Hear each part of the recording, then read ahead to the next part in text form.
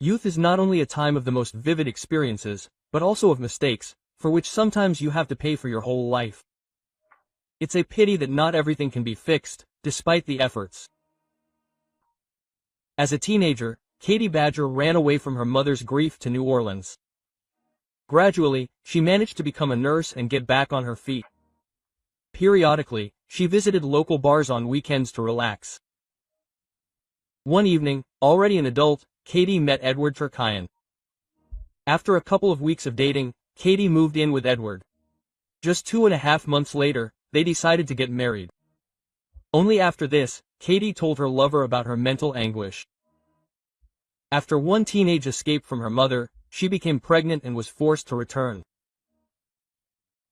On June 23, 1974, a girl was born.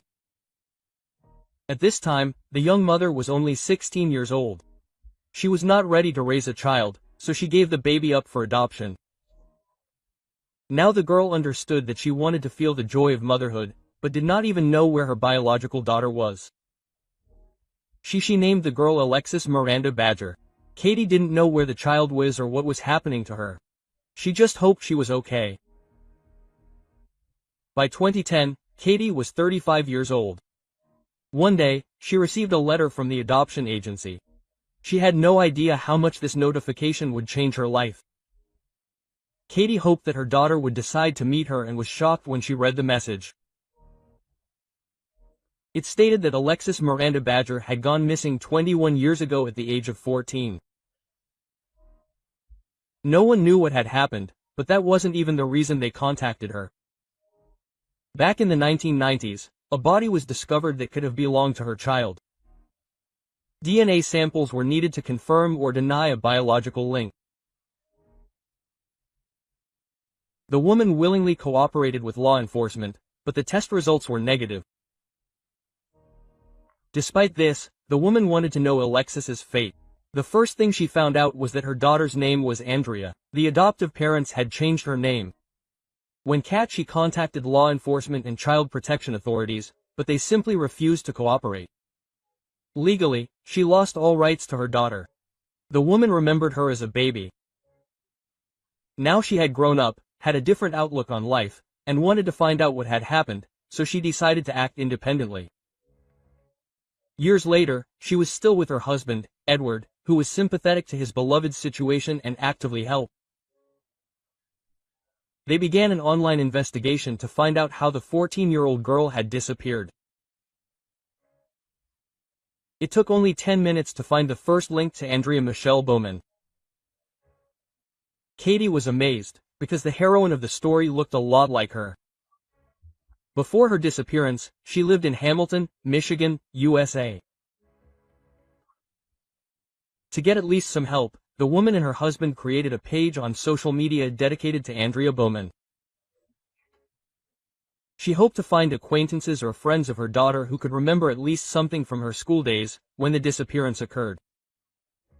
Quite quickly, they began people who knew the missing woman began to respond. They were all also alarmed by the girl's disappearance and the fact that the police could not say anything concrete about the incident. Then one of Andrea's adoptive parents' relatives got in touch. She said that the adoptive parents were named Brenda and Dennis. From the very beginning, the woman desperately wanted to talk to these people, but they refused to make contact. Katie had heard various unpleasant stories about people's relationships with children in foster families and was afraid that the couple could be connected to the schoolgirl's disappearance. Brenda and Dennis had been together since high school. After they came of age, they married and decided to continue building a family. Therefore, it was a real shock for Brenda to learn that she would not be able to conceive. But this did not prevent them from maintaining their relationship. The couple decided to stay together and simply adopt a child. For them, Andrea became a real salvation. The couple lived in Hamilton, Michigan, a small town with a population of about 3,000. There were only a few shops, a church, and a school. And a gas station. A quiet place that Americans prefer for family life. As sometimes happens, even in such peaceful places, terrible crimes occur, stirring up public opinion. Andrea attended church with her family every weekend. She liked the order of the small town. With age, she became sweeter, more friendly, and active. During her daughter's school years, Brenda unexpectedly received good news. She literally woke up her husband screaming, announcing that she was pregnant. Thus, Andre had a younger sister named Vanessa. By 1989, the girl entered high school. She was known for her extroversion and loved spending time with friends. She always remained positive, willingly maintaining a conversation. She had no problem making friends or meeting new people. All this was typical behavior of a teenager who loves to be the center of attention. At the same time, in high school, a lot changed. Andre's grades began to decline. She disliked teachers. Classes in general began to resemble a rebel. All this began to worsen after she was 12 years old. At 13, she began running away from home. She began stealing and deceiving her parents. Her parents were supposedly understanding, but Katie knew all too well what could trigger a child's desire to run away from home. She had once been in her daughter's shoes, so she didn't believe these stories. March 11, 1989, was an ordinary day. Dennis took his daughter to school and was going to pick her up himself. The man drove the teenager home and left again on business. When he returned, he immediately noticed that the front door was unlocked. He put little Vanessa on the couch and decided to climb the stairs, shouting his eldest daughter's name, but no one responded. The man noticed that the door to the main bedroom was also open. A large duffel bag, the teenager's belongings, and about $100 in cash were missing. He assumed that Andrea had run away again. The man immediately contacted the police station, reporting the teenager missing. The officers, as usual, didn't pay much attention to the incident, because this had never happened to her. This wasn't the first time this had happened. The man was reassured, explained that Andre was probably spending time with a friend. When she calmed down, she would return home as usual. Both Dennis and Brenda quickly calmed down. But a day later, the schoolgirl hadn't returned, so they contacted the police again. Finally, law enforcement officers joined an active search and began tracking the missing woman's movements. They managed to find out that she had been seen in a supermarket, then on a bus, but these leads led nowhere. All sorts of rumors began to circulate in the small town. They said the rebellious girl might have run away with her boyfriend, that she had become pregnant and been kidnapped. Someone claimed to have seen her working as a dancer at a nightclub in another city. Others said she had gotten into a truck driver's van and hadn't been seen since. Detectives followed every lead, but they all led to dead ends. Brenda and Dennis weren't sitting idle either. The woman used everything they could. Free time to spread information about the runaway. She talked to the townspeople, but failed to obtain any valuable information. It all went too far, so much so that Dennis tried to divert his wife's attention to her youngest daughter, Vanessa, and the family problems from which she had distanced herself. The woman switched her attention, but continued to monitor information about Andrea. Suddenly, a new incident occurred near the town. Meta Maclet became the victim of an unknown person. She was only 6 years old. The girl walked alone to the nearest store, located hundreds of meters from her home. A red pickup truck pulled up. A stranger was driving. He began to persuade the child to get into the car to show her the puppies. She treated the stranger with great distrust. That's what her parents had taught her, but she wanted to see the puppies. The stranger looked very inviting, behaved friendly, and said that he even knew her mother. In the end, Meta agreed. At first, they continued to chat peacefully. The man drove her somewhere, began to pet her hair. Suddenly they stopped, and the friendliness disappeared. He attacked the child, began to strangle her, pulled her out of the car and dragged her into the thicket on the side of the road. A dog barked nearby and there was a noise. The child was screaming. All this attracted someone's attention. Horrified, the unknown person fled, abandoning the girl, who by this point was already naked and had suffered several strong blows. A random passerby was walking his dog. He found the girl, helped her and took her to the police that same evening. Thanks to the Meta, a composite sketch of the attacker was compiled. Several suspects were detained, but none of them were able to charge anything. The investigation of both cases died out. By 2010, both cases had long been gathering dust in the archives. Finally, a new detective, Carl Kopelman, took over the case, who compiled a whole list of unsolved crimes. Using advanced technology, he was ready to take on the investigation with renewed vigor. Gradually sorting through the crimes, he came to before Andrea Boumen disappeared. He then discovered that an unidentified body had been found in a cornfield near the site of Andrea's disappearance back in 1999. All these years, she remained a Jane Doe. The victim had been beaten to such a state that she was impossible to identify. When a facial reconstruction of the discovered victim was performed, it seemed that she looked very similar to the heroine of the story. Both the Boumens and the deceased's biological mother were notified. However, DNA testing of Katie's samples confirmed that the victim was not Andrea. On May 11, 2010, Katie was contacted by a young woman named Mata, the same one who had been kidnapped at the age of 6.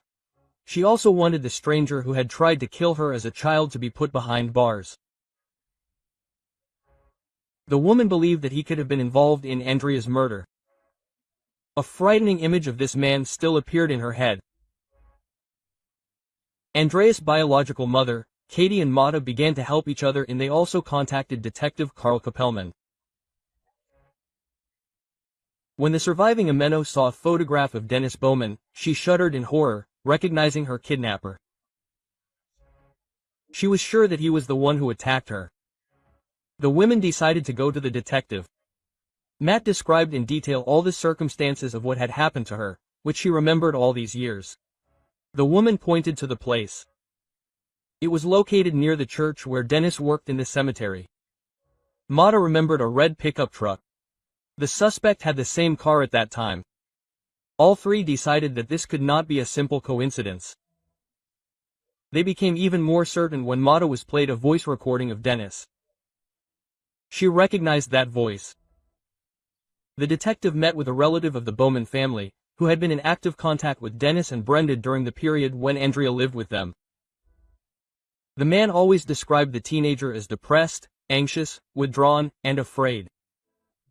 Dennis spoke about his adopted daughter with some neglect, and Brenda constantly complained of problematic behavior.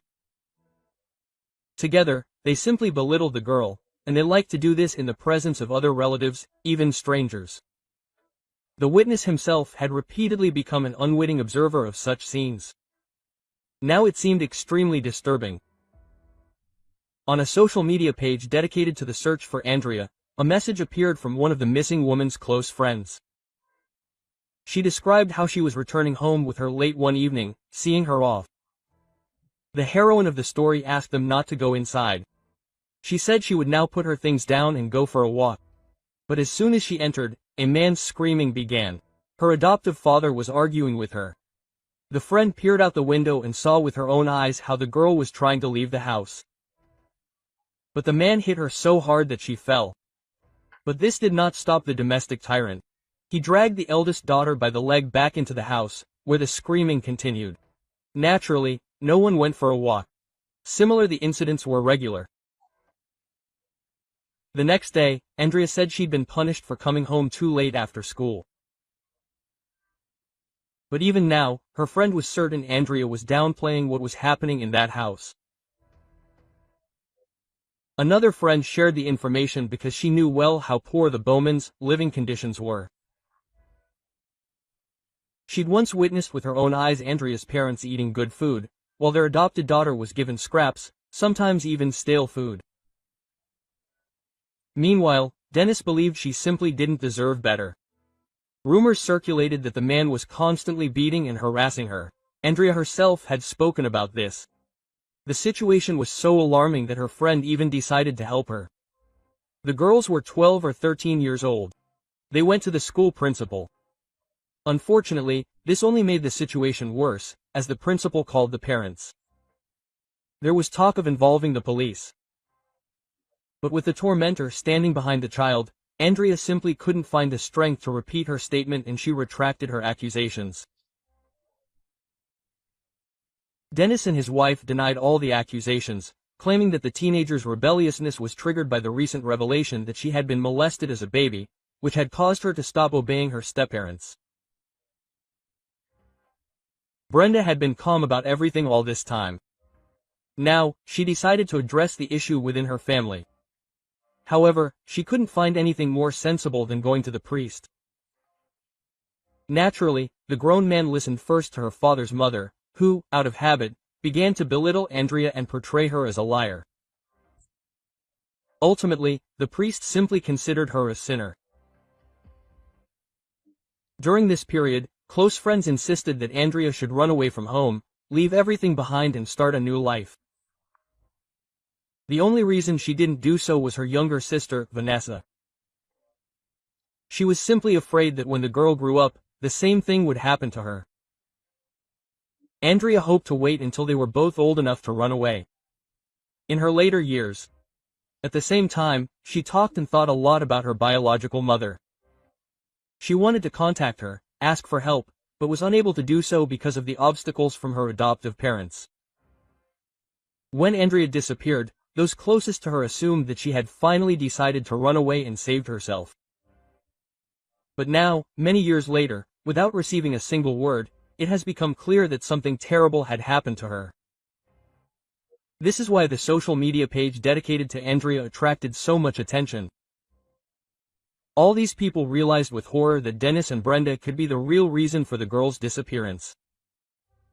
Curiously, after Andrea's disappearance, even Dennis's relatives reported it to the police. They believed that the man could be involved in the incident. He became enraged whenever Andrea was mentioned. All this raised a very serious suspicion of his involvement in some crime, but for some reason the case simply did not go further. Trying to understand who Dennis Boumen, the detectives looked up his record. It turned out he had at least 2 criminal convictions. The first involved a coworker. The suspect had been stalking the girl for a long time, even breaking into her home. When he was caught, they found a bag full of the girl's underwear. He had a mask and a shotgun, which he possessed illegally. But he only received a year in prison for this. Once free, Dennis used the shotgun and mask to attack a teenager riding a bicycle. He knocked the girl off her bike and demanded that she get into his car at gunpoint. It was a stroke of luck, as was the method. A passing man helped the teenager escape. Nevertheless, Dennis Boumen was charged with assault causing bodily harm and attempted rape. The court ruled that he was a danger to women if left free. However, he somehow managed to avoid prison.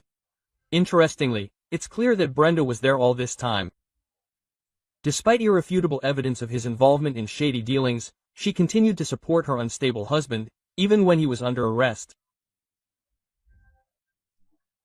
During the investigation of the second incident, Brenda could have easily escaped her husband with her daughters and started a new life, but for some reason she didn't. She may have supported his interests, but judging by his psychological profile, she was dealing with a manipulator who simply controlled her and tied her to him inexorably. Kat was convinced that her daughter had long been dead, and that Dennis Boumen was her daughter's killer. She found out where he lived during this period. She repeatedly visited the house to find out information, but was not allowed into the premises. Then the woman began scanning the house using satellite maps.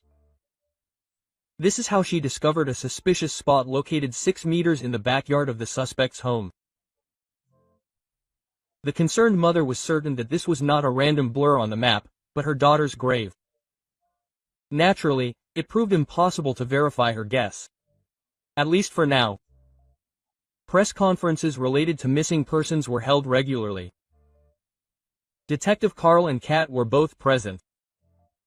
Brenda attended one of these events. She came with an album of photographs of Andrea. That day, Katie lost it and publicly accused Brenda's husband of murdering her own daughter. For the first time, the woman also voiced her suspicions that there was a concrete area in the Boumens' backyard concealing a body. She was certain that her daughter's remains were buried there and demanded an excavation.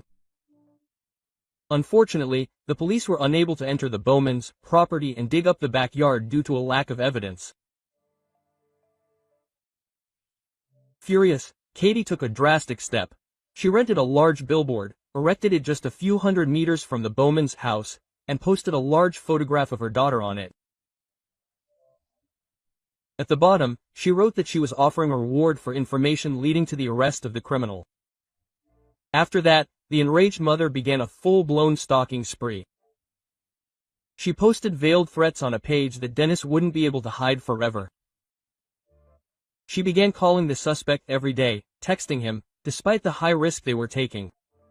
This irritated him so much that he even turned off his phone. Finally, in November 2019, Katie called the Met, informing them that Dennis Boumen had been arrested. He continued to maintain his innocence. To everyone's surprise, he wasn't arrested for his known crimes, or even because of Andrae. Detectives managed to prove that he was guilty of another murder. The victim's name was Kathleen Doyle. She was brave, independent, and dreamed of traveling by sea. She lived in Norfolk, Virginia. By the age of 25, Kathleen had become a writer and was married to a sailor. Kathleen encountered Dennis Boumen on September 9, 1980, while walking with a friend who had also seen him. A pleasant conversation began between them. They drank a few glasses of wine and then went home. The next morning, no one could find Kathleen. Then the second girl decided to check what had happened. She arrived at the missing woman's house. There she immediately noticed that the door was unlocked, and inside she found Kathleen with stab wounds. There were also clear signs of torture: cigarette burns, shallow stab wounds, and cuts. There were marks of tying on her legs and arms. A cord from a household appliance was wrapped around her neck. She had been beaten for a long time. Judging by the number of bruises and hematomas on her body, which was difficult to even count, the bedroom had been ransacked. At that distant time, the police were unable to identify the perpetrator, although Dennis was the prime suspect in this case, as he had seen the victim last, but there was no evidence against him. Detectives concluded that they were dealing with a real monster, for whom this was far from the first attack. Despite the scale of the crime, they managed to cover up almost all traces, except for the bodily fluids, which at that point simply couldn't be analyzed. Kathleen's father also initiated his own investigation, but it yielded no results. He dreamed of finding out who did this to his daughter, but he never got around to it. He died of natural causes. It was for this incident that the suspect was arrested. They couldn't yet charge Andrae with the murder due to a lack of irrefutable evidence.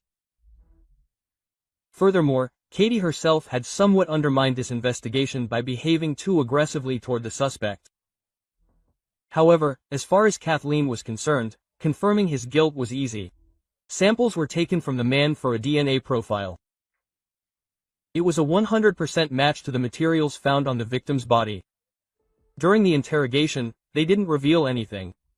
On the contrary, they began to play along with the suspect, who acted as if he was in no danger. He even asked for coffee and unsalted almonds, which was part of the game. He relaxed and admitted that he had indeed been at Kathleen's house simply to rob it. Unfortunately, they failed to find anything of value, but he did encounter Kathleen in the kitchen. According to Dan, he didn't lay a finger on her, but merely covered her mouth to keep her from screaming. After that, the young woman picked up a knife. Apparently, she wanted to cut Dan's, but she accidentally tripped and impaled herself on the blade. Although he continued to deny the brutal murder involving torture, his admission that he had been at the deceased's house was sufficient grounds for charges. Furthermore, this story in no way explained the presence of his bodily fluids in the victim's body. Detectives knew he was lying and continued to hope for a confession. In exchange, the defendant was offered a prison sentence, where his beloved wife and daughter could always visit him. He continued to deny everything and remained behind bars awaiting trial. In February 2019, during another encounter with Brenda, the man began talking about Andrea's death. According to the suspect, when he came home from church that evening and climbed the stairs to the second floor, he encountered his adopted daughter, who was packing. She said she was leaving and would report him to the police for harassment. Her adoptive father, Tehran, couldn't stand it. He hit the girl so hard that the high school student fell down the stairs and stopped responding. When Dennis went downstairs and checked her pulse, she was dead.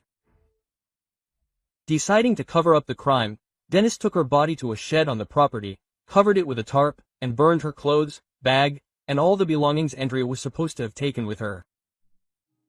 To dispose of the body, he decided to use a large dumpster. However, the remains didn't fit completely. A few days later, he cut off her legs and placed the victim inside. The criminal then filled the container with all the other trash he could find in the house. The garbage collectors allegedly simply took it away. Brenda, who had always so fiercely defended her husband and stood by his side until this point, simply burst into tears. It turned out that all these years she had been covering for a dangerous man.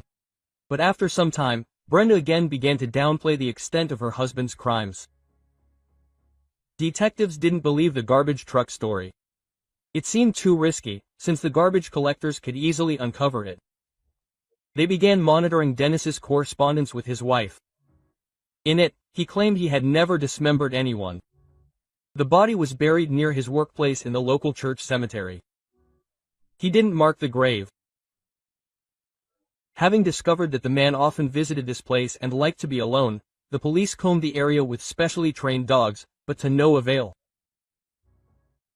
Finally, the police found themselves in the Bowmen's backyard with an excavator. After a few movements, the scoop brought to the surface the remains of a metal barrel and a man buried beneath a thin layer of concrete. Nearly 3 decades had passed since the brutal murder. And finally, Andrea Boumann's fate was revealed. The schoolgirl had been murdered by her adoptive father, then buried in a metal barrel in the backyard. Her birth mother had been right when she spotted the location on a map. Detectives were certain he was involved in many more similar bloody incidents.